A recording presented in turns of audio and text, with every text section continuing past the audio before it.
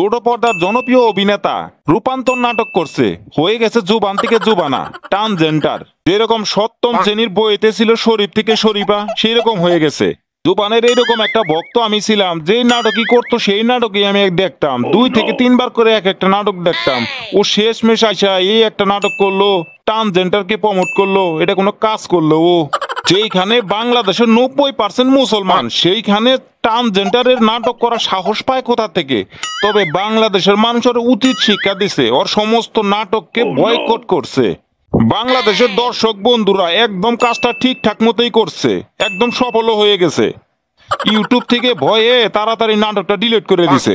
কিরে, তোরে তো আমি সারা এলাকা ধরে খুঁজতে খুঁজতে হয়রান হয়ে গেছি, আর তুই বসে আসো সেইখানে।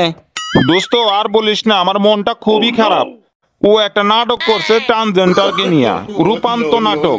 আমি তো মনে করবো ওর বিশাল বড় একটা ফ্রেন্ড, এই জন্য আমার মনটা খুবই খারাপ, একা এখানে বসে আছি। আবারও সেই ট্রান্সজেন্ডার শরীফ থেকে শরীফা হয়ে গেল, বইয়ের 2টা পাতাও ছিঁড়ে ফেললো, এত ঝামেলা হইলো, তারপরেও এখন পর্যন্ত এটা মিটে নাই। এখন তো দেখা যাইতেছে বাংলাদেশের দর্শকরাই পারবে ওদেরকে একটা উচিত শিক্ষা দিতে। পরিচালক থেকে শুরু করে অভিনেতা এবং প্রমোটকারী যারা আছে তাদের সবাইকে এখন বয়কট করা দরকার। তাদের সবাইকে যদি বাংলাদেশের মানুষ এখন বয়কট করে, তাহলেই ওদের উচিত শিক্ষাটা হবে। দোস্ত তোর কি মনে হয় এখনো কি বাংলাদেশের দর্শকরা কি ওরে বয়কট করা বাকি রাখছে? অলরেডি বয়কট করা শুরু হয়ে গেছে। তাই বলে জুবান এত বড় একটা কাম করলো, ট্রান্সজেন্ডারকে নিয়ে শেষমেশ নাটক বানাইলো।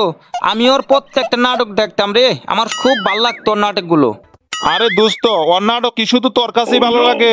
আমি তোর সেই লেভেলের ফ্রেন্ড, আমার গার্লফ্রেন্ডও মনে করে যে ওর নাটক ছাড়া কোনো নাটকই দেখে না, শুধু ওর নাটকই দেখে সারা দিন রাত।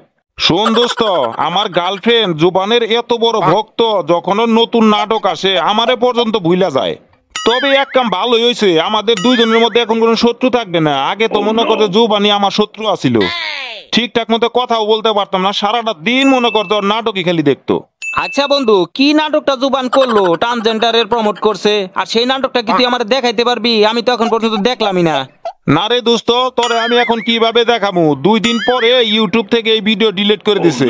জানোসই তো, জনগণের ঊর্ধ্বে আর কেউ নাই, জনগণই সবার ঊর্ধ্বে। বাংলাদেশের দর্শক বন্ধুরা যখনই দেখতে পারছে যে জুবান একটা নাটক করছে, ট্রান্সজেন্ডারকে প্রমোট করছে, তখনই বাংলাদেশের জনগণ ওরে বয়কট করা শুরু করে দিছে। বুঝছিস এইবার কি খেলটা দেখাইছে জনগণ? দর্শক বন্ধুরা তো ওদেরকে একটা উচিত শিক্ষা দিছে, আমার তো এখন সেই রকম ভাল লাগতেছে। দোস্ত ভালো তো আমারও লাগতেছে, কিন্তু একটু একটু আবার খারাপও লাগতেছে। জুবানের মতো একজন অভিনেতা এইরকম একটা বাজে একটা নাটকে অভিনয় করলো, ট্রান্সজেন্ডারকে প্রমোট করলো। আচ্ছা বন্ধু, জুবান কি পরে কিছু কয় নাই? বলিস কি, বলবে না মানে? দর্শক বন্ধুরা বলছিল যে লাইভে এসে জুবানের ক্ষমা চাইতে হবে, আর তাই করছে, লাইভে এসে ক্ষমা চাইছে। এবারের মতো আমাকে মাফ করে দেন, আমি বুঝতে পারি না এই বিষয়টা। তাহলে তো বন্ধু এবারের মতো মাফ করেই দেওয়া যায়, যেহেতু নতুন নতুন একটা ভুল করে ফেলছে, মাফ তো করেই দিতে পারিস নাকি? তুই যে কি বলিস, আমি মাফ করলে হবে নাকি? বাংলাদেশের মানুষ যদি ওকে মাফ করে তাহলেই সেটা হবে। তবে বন্ধু আমার মনে হয় যেহেতু ও আর ভুল বুঝতে পারছে আর লাইভে এসে ক্ষমাও চাইছে, বাংলাদেশের দর্শক বন্ধুদের উচিত ওদেরকে এইবারের মতো ক্ষমা করে দেওয়া উচিত না, তুই কি বলিস? হ্যাঁ, তবে তুই খারাপ বলিস নাই। তবে দর্শক বন্ধুরা, আপনারা এখন কি করতে চান? ওকে ক্ষমা করা উচিত হবে কিনা তা আপনারা কিন্তু অবশ্যই কমেন্টে জানাবেন। জুবানের কথা কইয়া দিলি তো মনটা খারাপ করে। আচ্ছা যাই হোক, এখন কই যাবি আর কি করবি?